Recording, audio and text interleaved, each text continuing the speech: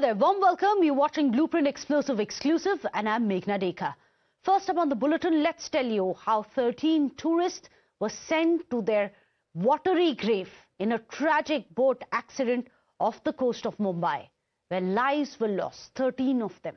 Is there no price for a life in India? Accident after accident, ferry instances after incident, after Morbi, now it is Mumbai. This time around, what really happened? We are going to be getting you voices of those who have managed to survive this ordeal and are alive to tell their tales, but also those who are going to ask questions on who is to blame. When will accountability be fixed? And more importantly, who will ensure that accountability must be fixed? What happened in this case? Let's tell you. Well, there was a speedboat of the Navy which allegedly rammed into the ferry which was carrying about 100 people. The instances and the stories which are now coming in is that there are eyewitnesses who say that this Navy ferry, which was on a trial engine run, was performing stunts, dangerous stunts, very close to the ferry which was carrying passengers, about 100 of people. And remember, 20 of them were also children. This ferry was going from Gateway of India to the Elephanta Island when it capsized after the impact of the speedboat hitting this ferry. Soon after this accident, the Navy rescue teams then were pressed into action. Scores of lives, of course, were saved. That was the silver lining. But leave a thought behind for those who lost their lives, those who drowned because there were no life jackets which were there on the ferry. This incident occurred when a naval speed craft undergoing these engine trials allegedly lost control. So the big question, of course, is going to be, was this tragic mishap avoidable? Let's take you through some of the lapses which have been highlighted, not only part of the ferry operator, but also of the regulatory authorities. The first lapse is that there was old and redundant life jackets which were lying around on the ferry. Second is that many life jackets were found to be unopened and unused on the ferry. Why is it? Well, what eyewitnesses are telling us is that there were no safety instructions, that the ferry, Nilkamal, had packed way beyond the capacity. Remember, the capacity of this ferry was only 80 to 82 people, but there were over 100 people on board. Why and who allowed this to happen? The third lapse, there was no proper safety measure at the entry and the exit of the boat. Wooden ply was put as a closure of the boat. There wasn't even a proper cordoning of area. There were passengers on board who have narrated this ordeal and the horror that they have faced. The survivors claim that they were not even provided with life jackets, a critical safety measure, and were not even given any safety instructions before they were boarding the vessels. They had no clue when this tragedy and horror struck what to do, where to turn, and how even to wear a life jacket. They didn't know that. Survivors express outrage at the apparent lack of vigilance, claiming that the ferry operator failed to ensure basic safety protocols. Listen in to some of these horrifying accounts of what the survivors have to say today, some of them who have lost their loved and near and dear ones in this terrible, terrible tragedy. तो वही सब चिल्ला रहे थे, बचाओ बचाओ बचाओ, सब यही कह रहे थे। तब तक 2-3 मिनट में नाव तो पूरी पलट गई थी। जो नाव के पास में रहे वो ज्यादातर बच गए थे, क्यों उसको टायर थे लगे हुए साइड में ना, तो उसको पकड़ के रखे थे। तो उसके बाद करीबन 20-25 आधा घंटे के बाद में बोट आई, एक एलिफेंटा से बोट आ रही थी, तो हमको उन्होंने रेस्क्यू किया, रस्सी फेंका, तो हम लोग वो रस्सी पकड़ के उसमें बारी बारी से करीबन 10 जन हम लोग उसमें चढ़े थे। जिसके पास लाइफ जैकेट नहीं था तो वो किसी का हाथ पकड़ा, किसी का पांव पकड़ा, ऐसे ऐसे करके जो लोग गए। और बाद में जो बोट हम लोगों को लेने आई वो छोटी बोट थी, उसमें हम लोग 11 लोग ही आए थे और वो इंडिया गेट पे बोट आई थी। उसके बाद बताया कि लाइफ जैकेट पहनी है आप लोग, भाई यहाँ से बताना चाहिए कि लाइफ जैकेट पहन के जाइए आप लोग। यहाँ जाते समय कोई नहीं बताया, अब बताया गया। उनके पास पूरी लाइफ जैकेट की व्यवस्था नहीं थी। आपने मांगा था? जी, तो फिर धीरे धीरे फिर उन्होंने निकालना शुरू किया, मंगाया जैकेट। जब नेवी वाले आए तब जो जैकेट दिया, वरना लोग नहीं निकल रहे। कितनी देर में आपके लिए सुरक्षा या सुरक्षा तो मेरे लिए आई भी नहीं, बाकी जो बोट कुछ नहीं। तो वाले 20 मिनट 25 मिनट तो मैडम हम लोग पानी में सिर्फ 20 मिनट ऐसा तैर के मैं दूसरे नाव बोट पे यहाँ से वो बस तक ट्रैवल करके मैं निकला हूँ। अच्छा, इतनी दूरी पे। तो दूसरी जो मैं सिस्टर को, हाँ मैं जो सिस्टर को बचाया अपने से, उनको लेके वहाँ छोड़ा। 100 से प्लस थे लोग और उसमें से 40 से 50 लोगों को समथिंग मिला रहेगा लाइफ जैकेट। हम लोग को किसी को तो मैंने तो छोटे बच्चों का लाइफ जैकेट पहना था, मिला ही नहीं था, तो वो ही पहन के कूदा हम लोगों ने। सबसे पहले हम लोगों ने अंदर बाहर पानी के अंदर कूदे, फिर लोग डूबने के बाद को पानी के अंदर से तैर के ऊपर आए बोट पकड़ पकड़ के। फिर Well, you just heard the survivors' ordeal. Imagine what they had to live through. These will be scars for the rest of their lives. Meanwhile, authorities have taken action against the driver of the speedboat and an FIR has been filed against him. But let's take you through the sequence of events that actually led to this accident. First, what we can gather from all the accounts which are coming in, that there was a Navy boat driver who was testing the engine of the Navy speedboat. The engine of the Navy speedboat then had malfunctioned. The driver of the Navy boat completely lost control of his boat. The Navy boat then rammed into this ferry, which was called Neel Kamal, which was carrying about over 100 odd people. Then search and rescue operations were launched by the Navy, and as many people as possible were rescued. Unfortunately, there were 13 lives which were lost. Who's to blame? That's the simple question. But will we get a simple answer to that? Let me go across to our panelists. Joining us today on the show, we have Commander Vijay Vadhera, who's joining us, a retired Navy officer, president of the Navy Foundation of Mumbai chapter as well. We have Utkarsh Dave, who's joining us, a senior advocate as well. Utkarsh Dave, I'm going to come to you first. This is not the first such case that you're fighting right now. You were part of the Morbi, unfortunate, the Morbi bridge collapse case as well. You were representing the victims' families in that case as well. At that time, everyone came and said, never again. Never again will such lapses happen. But time after time, these instances of lapses, of people literally dying because others were not doing their job, have come to light. Is there no price for a life of an Indian? Well, it certainly seems a very sad tragedy. And I would begin by saying that it's an absolute lapse so far as the administration is concerned. And it's an absolute lapse so far as the Indian Navy is concerned. While I'll summarize in 2 minutes, allow me to say for 2 minutes, just that's it.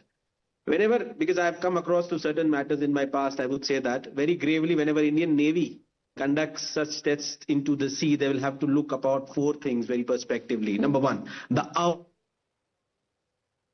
conducted. Is those hours are to be named as peak hours or are they normal hours? Mumbai Harbour, as we all know, is a very busy harbour. Second of all, Indian Navy goes under certain parameters of structural strength of a boat, sea placement of a boat, cubic capacity of a boat, and weight of a boat. Along with everything, an extensive test is carried out with whatsoever machinery is being installed into the boat that they want to test, and an OEM is being allowed to sit on the boat, and then the test is being conducted. This entire process has to be cleared by a high rank officer who sees about everything and then gives a clearance. It's a normal process that anyone has to undergo. In this, who gave that clearance is still not out. Number one. Number two, Maharashtra Maritime Board or a BMC would be one of the any other agency who would give a NOC, that is no objection certificate, to this ferry personnel for running away these ferries into the sea. As we can see in your prestigious news channel, that this ferry is already in a precarious and a dilapidated condition. I would not say double, but in a very overburdened or an overloading manner, people are allowed to go on this boat. There are no proper life jackets. There are no proper instructions written on this. Now, if you compare the same thing with the boat capsize that happened in Vadodara. Right. Similarly, the boat was overloaded. The High Court of Gujarat immediately took a suo motu cognizance. A PIL was being taken up by the Gujarat High Court in a suo motu nature.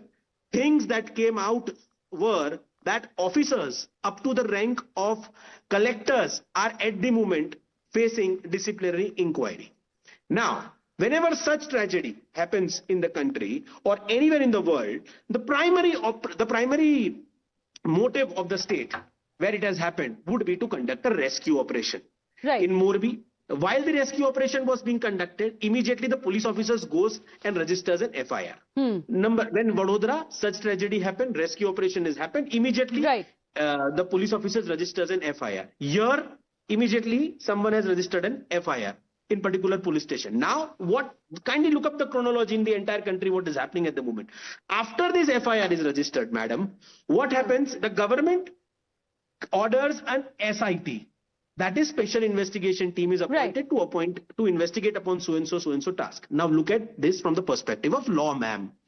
Once if an FIR is being filed and a charge sheet in that particular FIR is being filed, both goes into the same court. The SIT tomorrow comes up with a different finding. Once the charge sheet is filed, that SIT report is more like having a chana chor garam. It has no relevance in the eye of law. So what hurry do these people have in registering an offense against those people who have the minimum of the minimum of the minimum rule? The person who's driving the boat small fish is made an accused.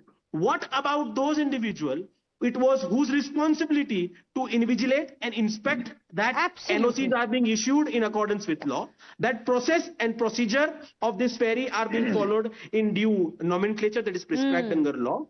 Whose authority was it to give a clearance to the Navy officers to conduct a test in a busy harbor in the entire country called Bombay at a peak hours? Where are all these people? Are these people even going to? These are very relevant. Absolutely. Utkarsh Dave, I think you've hit the nail on the head.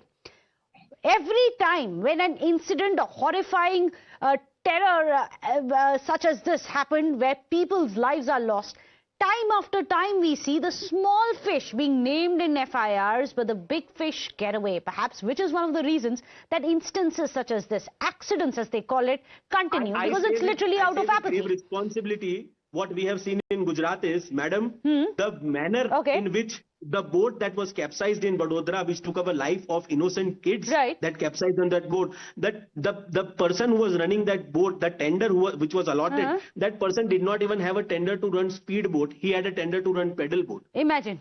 So Commander Vadhera, very pertinent questions have been raised by Utkarsh Dave.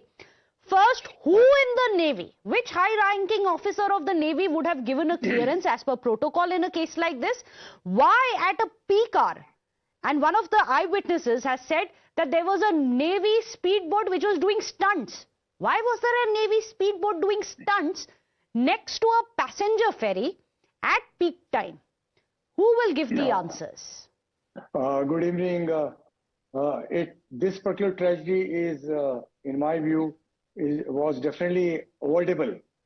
But I would like to put the things in the right perspective. My fellow panelist, Mr. Dave, has said 2-3 things which I would like to clarify.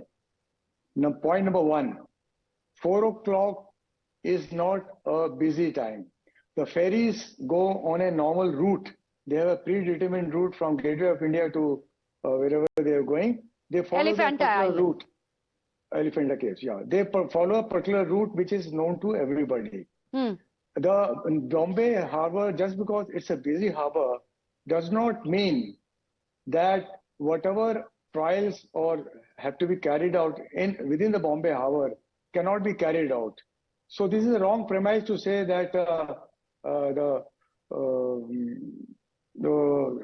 time chosen was wrong. So it's routine as per protocol to hold trials near passenger ferries. There is no violation there. It is a routine thing. Yes, where I agree here with Mr. Dave is, or my personal view is that this is a speedboat which we use it for fast attack crafts, for various other defense purposes. It has to be tried out. The sea trials have to be carried out at the maximum speed. And that is why there were 2 OEM people who were sitting in the boat who were monitoring this, because they are the one who will prove it that trials have been successful or not. Right. What probably would have been the right thing to do is that instead of choosing that area where the normal ferries are going, the boat could have been run in a different area, a little away from this thing where these normal ferries do not run. And the trials would have been carried out. Who makes that decision? Commander Vadhera, who makes that decision? I'm coming to that. Please understand, no Navy boat will ever be in a water without authority from top. and authority comes from the commanding officer where this particular equipment of the boat is stationed. In this particular case, the permission of the commanding officer was very much there, and that is why the trials were carried out. Nobody can on his own remove the boat and start carrying the trials. So it's a wrong thing to say that permissions were not taken. This is just exemption. No, the fact is that permissions were taken. What Mr. Dave said is that the name hasn't come out. There is no action, no name which has come out. Please, this is not a civil this thing where you, the owner of a tender, this is not the way we run. We have a system by which if any accident happens, there is a board of inquiry which is happening where the officers. Action will be taken. Commander Vadera after this? Yeah, of course. What action? Of course. Against whom? So, no. Please hold your horse. What I'm trying to tell you is there is a certain procedure we have to follow. Right. We are following that. The very fact that within no time a Coast Guard ship, our 4-6 boats, and our helicopter was there on the spot to help in the rescue of the operation. So whatever actions has to be taken by our operational team, we have a maritime operations room in Bombay where any of these reports or some incident happens, within 5 minutes, all the actions are initiated. So we are on the spot to do the thing. Right. So this is a wrong thing to say that Navy, who's going to be blamed? I said, let us not present the thing. It is happening there. It is a bit, yes. Second thing I would like to say, the ferry is supposed to carry 75 passengers plus 5 crew. Absolutely. Only. It is again carrying more than 100. Yes. Now, please understand, these tourists come from all over India. Right. They may not be swimmers also. So the first thing which should be done by the boat captain or boat owner or the driver is to educate them of the safety measures. How to put on a. Absolutely. So there are essentially, the Navy is going to be answering, but Commander Vadera says that there is a process and protocol. If there are any lapses, the Navy has already begun looking into it, and there is the commanding officer who takes that call, what could have happened. However, Commander Vadera, I appreciate the fact that you've said that perhaps a different spot could have been used or found for the engine trials. However, very aptly, as we have Utkarsh Dave pointing out, that the port authorities really must answer. It's not enough to just name the small fish in this case for the lapses. What about the owners? What about the port authority? When will heads roll? Because that hopefully is going to be the only time when we can hope for any kind of an accountability. Thank you so much, gentlemen, for joining us. Unfortunately, we're running out of time. Without a short break, stay